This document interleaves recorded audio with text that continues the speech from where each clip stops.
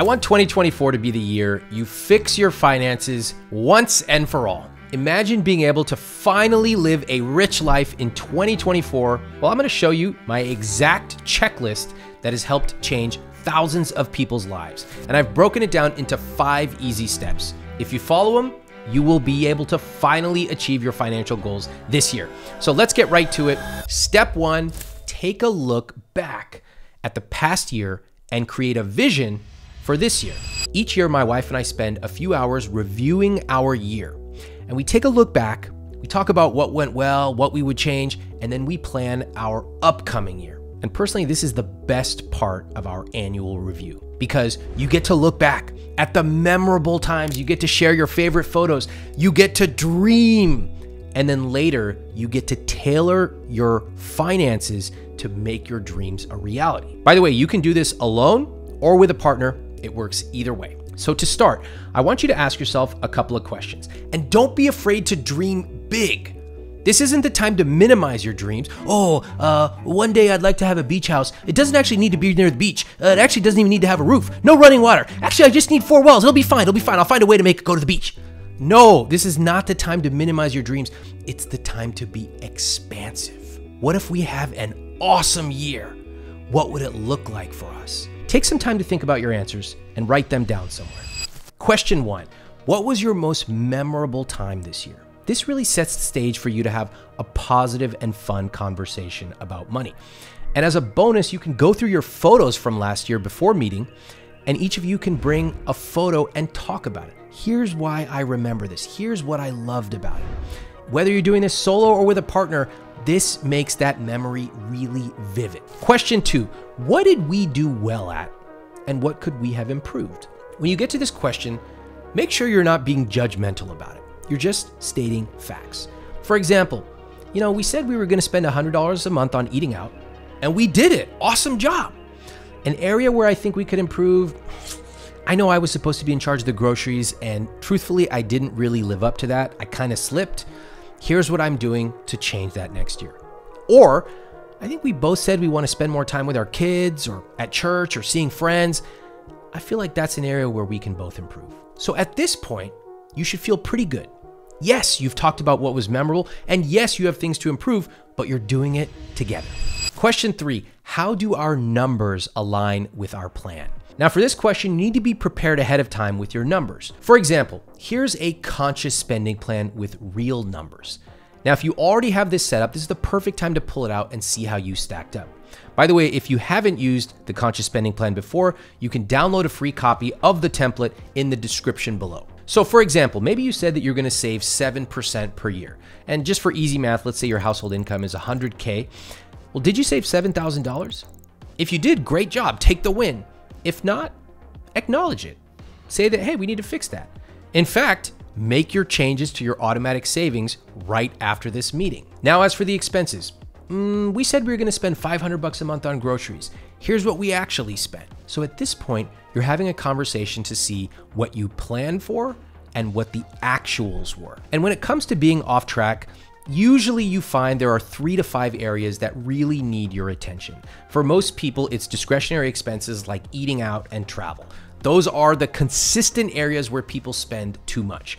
But if you find yourself going into the weeds, we added an extra $13 here that we didn't account for 18 months ago, you've probably taken a wrong turn. You want to focus on the big picture. Most of your expenses should already be planned for. They should be relatively static over the course of 12 months. For example, cable, that's not really changing, or your cell phone bill.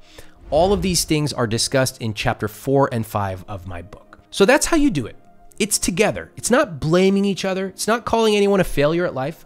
It's just, here's what happened. Let's break it down and let's learn from it so we can improve for next year. Question 4, going forward, what do we want to do more of? Now remember, you're not jumping into the numbers in this section. You're asking yourselves, what's our rich life for 2024? What do we want our life to look like? Let's paint the picture. And here's a tip. You can decide where you actually want to spend more money by figuring out your money dial. I've mentioned the money dial a few times. It's basically an area where you just love to spend money and you'd love to actually spend more. Here are 10 common money dials. The most common one is food, usually eating out, then travel, then health and wellness, my personal money dial, convenience, and there's a whole bunch more. Look at these money dials. Which of these get you excited? And then look at your own spending. Does it match up? It could be spending more time with family, traveling, working on hobbies, convenience. Whatever it is, you get to decide what's meaningful in your life, and then you can dial it up. And then later, we're gonna make sure that your money actually matches up with your vision of a rich life. For example, my wife and I decided that we want to have more convenience in our life. So what would that look like on a day-to-day basis? We brainstorm some ideas. And what would that look like over the course of the entire year? Bigger things, we brainstorm that too. Convenience would be like, we want to have our laundry taken care of, or whenever we travel, we want to have a car waiting for us at the airport. Just list everything you can think of. Be abundant. We're not talking about whether you can afford it right now. We're creating a vision, and that's powerful. By the way, this would be a great time to use my journal to help you dream bigger. You can download the first chapter of it by clicking the link in the description. By now, you have an overall vision for what you want to do more of and less of this coming year. And now you can get into the specifics of the planning process so you can actually use your money to make those dreams a reality. Step 2, evaluate your spending. Following this step is going to change your financial life in 2024, and you don't have to track every last expense. A conscious spending plan can save you hundreds or even thousands of dollars a month while you still get to spend money on the areas you love. So this is where you get into the numbers and you decide how you're going to achieve your goals. Your conscious spending plan, or CSP, is basically your roadmap to your financial goals. Now, if you find that your spending does not align with your goals, your spending is going to take you in other directions. And you're going to be wondering, where's all the money going? I don't want that for you. I want you to live your rich life. So on a given month or a given year, you can look at your life and you can say, yes, we are spending time and money on the things that are important to us. Now, this might take you a little while to look at your numbers, but this is important. It's crucial to being honest about where you are spending your money, because then you can figure out how to make it go where you want it to go. For example, if you want a babysitter so you can go on a date night once a week, you look at your spending, you go, we're not doing that at all. In fact, we're spending way more money eating out, but part of our rich life is to have time to connect together. So you go, let's look at the CSP. How much would this cost? In fact, let's do it right now. Let's go into the conscious spending plan. Where would that money come from to achieve this goal? All right, looking at this, we're probably gonna have to cut back on shopping if we wanna do it. You can make those choices and trade-offs together. And maybe after looking at your numbers, you don't think you can do it once a week, but maybe it might be more practical to do it every other week. That is how you redirect money towards what's important to you. So use the percentages listed in the conscious spending plan as general guidelines, but take them seriously. If your money follows them, that's a huge win towards a rich life. Using the conscious spending plan template, when you fill in your numbers, your percentages will be automatically calculated for you. Let me break it down. Bucket 1, fixed costs. This bucket should be about 50 to 60% of your take-home pay. If your fixed costs are too high, you're gonna feel like you have no money left over. For the majority of people whose fixed costs are too high, it's usually housing and their vehicle costs. So if your fixed costs are over 60%, hone in surgically on these areas first. Bucket number 2, investments. This is where real wealth is created. And the earlier you start investing, the more you will have time and compounding on your side. This bucket, in my opinion, should account for at least 10% of your take-home pay. And if you aren't investing at least 10%, I would stop and I would look at what's going on. Are we spending too much on fixed costs? Are we spending too much on guilt-free spending? Or have we basically just not set up investments at all? And so every month we're feeling guilty, but we're not actually automatically sending money to our investment accounts. If your employer offers a 401k match, make sure you're contributing enough to get at least 100% of the match. Of course, more is usually better. A 401k match means that for every dollar you contribute to your 401k, your company will match your contribution up to a certain amount. For example, let's assume you make $100,000 and your employer offers a 1-to-1 match up to $5,000. That means if you contribute $5,000, your company will match it for $5,000. That is free money. You've got to do it. You should also make sure that your money is being invested. Don't just let it sit there. Target date funds are fantastic investments that I recommend to my own family. Index funds are also great. You can see the relationship between the two in chapter 7 of my book. Just remember, the money you put into a retirement account, like an IRA or a 401k, still needs to be invested. Speaking of that, confirm that you are contributing the max to your Roth IRA.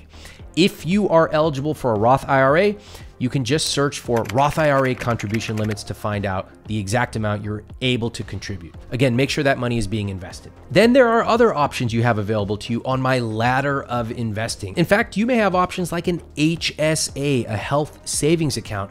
That actually can be invested. That's an amazing account with triple tax advantages.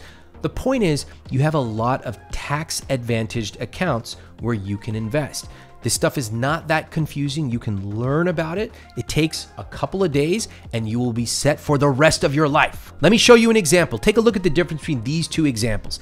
Savvy Sally actually invests less, but she ends up with $60,000 more. How?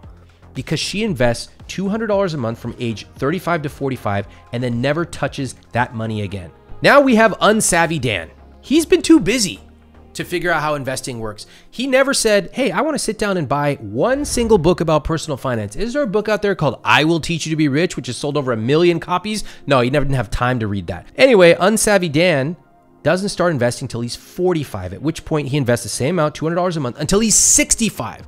So rather than 10 years, he invests for 20 years. What does that mean? Savvy Sally still has way more money, all because she started early. And that's what I want for you. I want you to start now because time is on your side. Bucket number 3, savings. I recommend saving at least 5 to 10% of your take-home pay. And this is how you pay for those big ticket items, the family vacations, the shoes, if that's what you want, the tasting menu. Revisit your savings goals. Are you including an emergency fund? Are you saving the right amount over the right period of time? If not, this is a great time to tweak your contributions to your savings accounts. Now, one savings goal you should always be working towards is saving 3 to 6 months of basic expenses in an emergency fund. Now, I want to remind you, because it can feel overwhelming. 3 months of expenses, that's going to take forever. It usually takes years to fill up your emergency fund. Here's my suggestion. Take your time. Just make sure that every single month you are automatically saving money. And that's the important part of saving. Most people go through life going, oh, I try to save every month. I don't try anything with my money. I don't try to brush my teeth. I don't try to save. I set up a plan like you're doing right now, and then I set up automatic savings and investing so my money goes exactly where it needs to go. I'm not logging into my savings account every month. What a waste of time. Set it up to be automatic and then get on with your life. Which brings me to my favorite bucket of all, bucket number 4, guilt-free spending. This bucket should account for 20 to 35% of your take-home pay, and you get to spend it on whatever you want. Beautiful clothes, trips, eating out, whatever you love. Now, when I tell people these numbers, 20 to 35% of take-home pay, they're surprised. That's a lot of money. I go, yeah, it is a lot of money. You just need to make sure you're hitting your other numbers, and that gives you the flexibility of 20 to 35% per month on guilt-free spending. So here's what you do. You look at your current spending in guilt-free and you account for everything. That anniversary dinner you had, extra trip you took that you didn't plan for, and you make sure you're accounting for all of it in your conscious spending plan. All of this will help you have a smooth running system where every single month you're saving, you're investing, and yes, you are also spending money on the things you love. That brings me to step number 3. Negotiating any bills and fees. Now, you can easily save hundreds, sometimes thousands of dollars doing this. That's why I'm adding it to the checklist here. Now, a lot of companies spend over $1,000 to acquire you as a customer. That means they don't want to lose you. And they often have introductory rates or lower monthly fees if you just ask. This is especially helpful if you're currently paying down credit card debt, since doing this can result in finding an extra $1,000 a year that can go towards your bills. So let me show you some bills and fees that you are currently paying that you can try to negotiate down. They could include things like your cell phone bill, car insurance, cable and internet, bank fees, and your annual credit card fees. Pick up a copy of my book and go to the index to find negotiating. Under that, you're going to find every single word-for-word script that you can use to negotiate your fees. Let me show you an example of a word-for-word script that you can use right now to call up these companies and negotiate your accounts down. One last thing, make sure you take the money that you're now saving and redirect it to where you want it to go in your conscious spending. Step 4, use your credit card perks and crush your debt. I want you to take full advantage of your credit cards. Now, there are some people who say, don't use credit cards at all. They're evil. Okay, they might be evil, but I want you to learn how to use them to your benefit, not to shrink away. Oh, I'm so scared. I don't know if I can handle it. I'll just hide like an ostrich and hope that the evil credit cards don't get me. Stop it. Let's learn how to use the perks of credit cards, which help us build credit, which offer tons of perks such as automatic doubling of warranties, cash back, travel points, all of those things. But yes, you need to responsibly spend and stay out of credit card debt. All right, here's what you do. Call your credit cards and ask them what perks the credit card offers that you haven't taken advantage of. For example, I just did this over the weekend. I searched for Amex Platinum perks and I was like, oh wow, I forgot that they cover my New York Times subscription.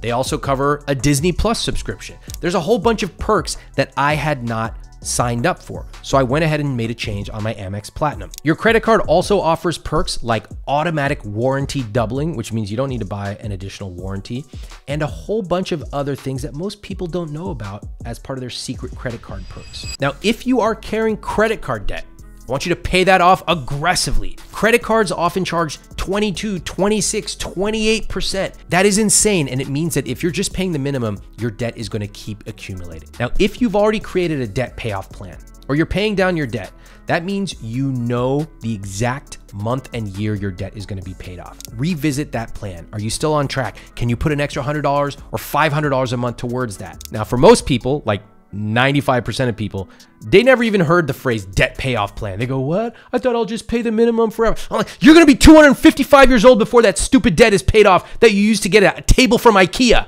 Let's make a plan. Go online, search for debt payoff calculator. Plug in your numbers. If you go, Ramit Sethi, that might be nice if I knew the numbers, but I'm so overwhelmed. Call up your credit card and tell them, I need your help. What's the balance? What's the interest rate? How much am I currently paying? Make them work for you. Plug in the numbers. Now you're going to know the exact month and year that your credit card debt's going to be paid off. Now, a lot of you are going to start crying right now. Oh my God, I'm so sad. This is so horrible. I never confronted my numbers before. I just prefer to keep my head in the sand. Ramit Sethi, why you make me cry? I love making you cry because what you're going to do next is you're going to wipe those tears away, okay? In fact, lick it because I want you to remember the taste of those tears. You don't want to taste those tears again. So this is what you do next. You go, damn it, why did I let myself get into this situation? What I'm going to do right now is create a debt payoff plan. You plug in your numbers. You find out, oh my God, it's going to take me 2 years, 8 months, or 28 years to pay off this debt. You know what? That. I'm going to plug in an extra $100 a month. Oh my God, it cut it down by 15%. What about if I put $250 additional per month? Where am I going to get the money? Well, now that I have a conscious spending plan, I know that I'm in control of my money. My money doesn't control me. I can push levers and control it. Are you going to cut back and reallocate your money towards the debt? Are you going to make more money and put that extra income towards your debt? That's your choice. The point is, you're now taking control. Next, check your credit report. Now, you can get your free credit report once a year at annualcreditreport.com. This is a great time to do it. On your credit report, you're going to want to look for any mistakes, fix them right away, and then check your credit score, especially if you plan to get a loan or purchase a car or a house within the next year. It's important to know your credit score since this affects how much you're going to pay in interest. And your credit score can affect you to the tune of hundreds of thousands of dollars. For example, the higher your score, the better interest rate you're going to get on your mortgage. The better your interest rate, the lower you're going to pay every single month. Good credit means lower monthly payments as well as a lower total cost. Just take a look at this example. Take a look at how much having a low credit score between 620 and 639 will cost you on a mortgage compared to a high credit score. Based on the current US median home price being around $400,000, if you put 20% down on a 30-year fixed rate loan, your loan amount would be $320,000. But based on your credit score, you'd end up paying thousands of dollars more if you have bad credit. In this case, having a low credit score would cost you $2,300 a month, while having a high credit score would cost you $1,959 a month. That's not a huge difference on a monthly basis, but zoom out. Over 30 years, with a low credit score, you'd end up paying $123,000 more for the same house as someone with a high credit score. Now, please remember this. Before you send me an email 1 week from now saying, Ramit, the numbers have changed. What are you talking about? Don't email me that. These numbers change all the time.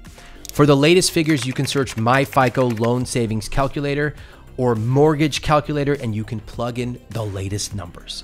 Now you understand why having your credit score is important. To find your current credit score, you can get it at myfico.com. Now, here's a bonus tip. This is especially helpful if you are currently carrying credit card debt. Try to renegotiate your credit card APR. Did you know you can do this? Sometimes you can. Lowering your APR can save you hundreds, sometimes thousands of dollars in interest payments, depending on the amount of debt you have. Now, the better your credit score and on-time payment history, the better your chances are of negotiating a lower APR. Call up the number on the back of your card, tell them you're getting serious about paying off your debt, ask if they can lower the interest rate.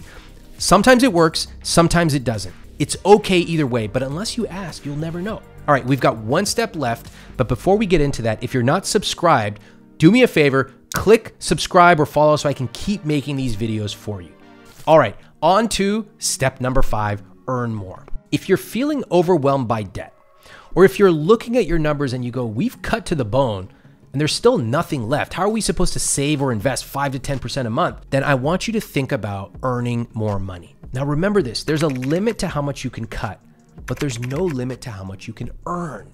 And a lot of us focus strictly on how much money we have, but we rarely zoom out and say, hey, wait a second, have I actually been intentional about earning more? Well, let me give you 3 different ways you can start earning more this year. Number 1, negotiate a raise. Now, if you want to negotiate a raise, click this link. It's going to take you to our program on salary negotiation, which includes exact word-for-word scripts to use at work. If you already have a job, it's a no-brainer to negotiate for a raise, but it takes careful planning. You don't just kick down your boss's door and say, give me more money. There's an orchestration to it. Before asking for a raise, you need to establish what it takes to be a top performer. You need to set expectations with your boss, and then you need to exceed those. My recommendation is to do this 6 months before your review, and you can use this email script to set up a meeting with your boss. In that first meeting with your boss, you want to ask them, what does it take to be a top performer in this role? I really want to exceed expectations, but I want to get clear, what would it take? And push them for specifics. You ideally want to walk out of there with 3 specific things that you can drive that will mean you are a top performer. And of course you say, look, if I'm able to do all these things in the next 6 months, I'd love to discuss a compensation adjustment, but for now, let me just focus on doing these things. Bosses love this because no one walks into their office and says, hey, what would it take to exceed expectations and be a top performer in this role? What would it take for me to make your life easier? All right, you walk out of that meeting, always send your boss an email with a recap of the meeting notes, and then you start tracking everything you do. Now, this is the hard part. You actually need to exceed expectations. You want to quantify those results. You want to hit those numbers. You want to send a weekly or bi-weekly update. Here's what we discussed. Here's where I am. Here's the current status. Make sure you're communicating your results and asking what you could do better on. If you want to raise, remember, you actually need to be a top performer. You don't get a raise for just breathing oxygen. You need to be good. Now, once you are consistently bringing those great results, mention to your boss after a few months, you'd like to have another meeting. And at this meeting, you'd like to discuss your performance and your compensation. Now, here's a pro tip. Role play your job negotiation with a couple of friends who have business experience so you can get feedback on your performance. Or of course, you can just see how it's done in our salary negotiation program, where I actually role play with people in different situations, and you can see how to become a highly effective negotiator. Then it's time for the negotiation meeting. This is the culmination of all your preparation and hard work. Make your meeting successful by coming prepared. You're with your current salary, competitive salaries from sites like Glassdoor, Payscale, and Salary.com, your list of accomplishments, and be ready to discuss fair compensation. Number 2, look for a better paying job. If you want to find a new job, click the link in the description that will take you to our Find Your Dream Job program. If your existing company doesn't offer growth potential, I want you to consider looking for a better paying job. During the hiring process, you have more leverage than you ever will to negotiate your salary. And remember that no matter what you see people talking about on TikTok, it is an amazing economy. You have the opportunity to significantly up-level your compensation, your responsibilities, everything you're doing at work. So please remember, do not simply absorb all the boo-hoo, the economy is in a terrible place. The economy is incredibly strong. You need to leverage that. And number 3, make money on the side. When you embrace the idea that you can earn more, that you're not simply limited to what some company is currently giving you, then you'll discover, oh my gosh, you already possess a lot of skills that other people would pay for, and you never even realized it. For example, if you know how to train dogs, people will pay you for that. You know how to do Excel, people will pay you for that. There are lots of skills that my students have used to earn more money while working full-time jobs, and they did it on the side, and they didn't even realize that people would pay them. If you're interested in making money on the side, but you aren't sure where to start, click the Find Your First Profitable Business Idea link in the description. And from there, you're going to download 30 different successful business ideas that my students have used to launch their own businesses. Use those ideas to inspire you.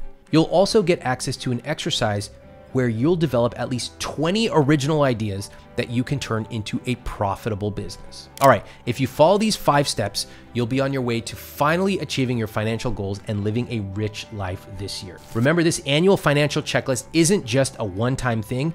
Make it an annual tradition to reassess and keep your financial goals on track. Go ahead and put it in your calendar right now.